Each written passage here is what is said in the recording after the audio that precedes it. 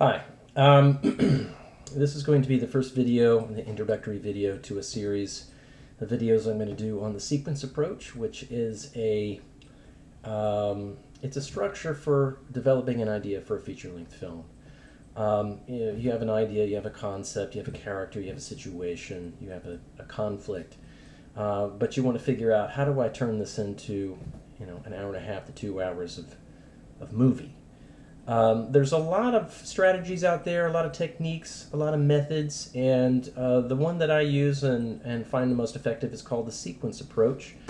It was developed, I believe it was taught at Columbia University by, I forget his name, but it was written about, Paul Joseph Galino wrote a book about it and outlines basically how to break down the story into 8 sequences. A sequence is simply that, it's a unit of action, and it seems to be the best way to develop an idea and make sure that the whole story is told. In storytelling, I think the audience is king, and we have to make sure that in our telling of the story, the audience understands what the story is, and who the main character is, or who the main characters are, and why they're doing what they're doing, and how they end up, where they end up at the end of the film. And the audience doesn't get lost, the audience doesn't get disinterested or confused, and that they commit themselves emotionally to what they see on the screen.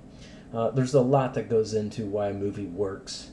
But we all know that it all begins with a good story. So, and a film is just a telling of a story. There's no such thing as an original idea for a story, I don't think. It's not how good the story is in terms of its originality, it's how well it's told. So, this series is going to address a methodology on how to develop an idea into a well-told story. I've got here what is a sheet. I call it the sequence approach beat sheet, and it's basically just it's like a worksheet. It's got a bunch of questions that ask you to fill out what happens through the course of the film, and it asks you to come up with and design what happens from one sequence to the next, so that we understand how we get from the beginning to the end of the film. I'm going to go through this sequence by sequence, A through H. Each video will be based on one sequence, so that this isn't some massive video that you have to sort of sort through. You can go to whichever video addresses whatever sequence you're in and review what that sequence is about and how it should work. And we'll see how we do. We'll see how we get through this. I got a couple example films I'm going to use Jaws and The Matrix. The Matrix is a very simple, straightforward story, very much hero's journey type story structure, but it works within the sequences, and it's something I feel like everybody's seen, and if you haven't, you should see it, join the club. And we also have Jaws, which is not as straightforward of a story, but I'll show you how it fits right into the sequences. One concept that we should all keep in mind as we go through this is what makes a story well told. And the big question is, where is the story, actually? Where is the story? That's a confounding question. It's like, oh, well, it's in the movie. Actually, the story is in the mind of the audience.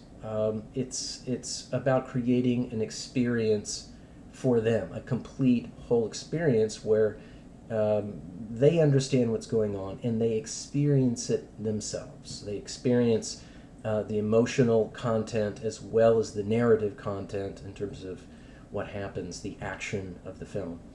So the sequence is a way of breaking it down, the story or the events of the story, in a way that it forms the story in the audience's mind in a complete way.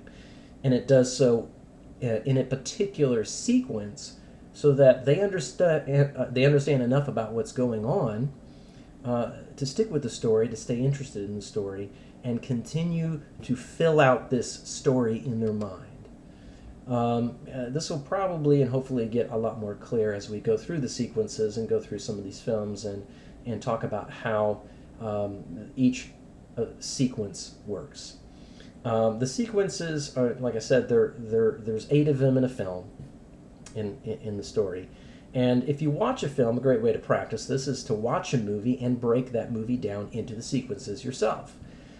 Each sequence should be 1/8 of the length of the film, and it's pretty accurate if you break a film down. So you just take the length of the film and divide it by 8, and that's how long each sequence more or less should be, plus or minus 3 minutes, 2 minutes, 1 minute, I don't know. You'll have to sort of break them down yourself and see how you do.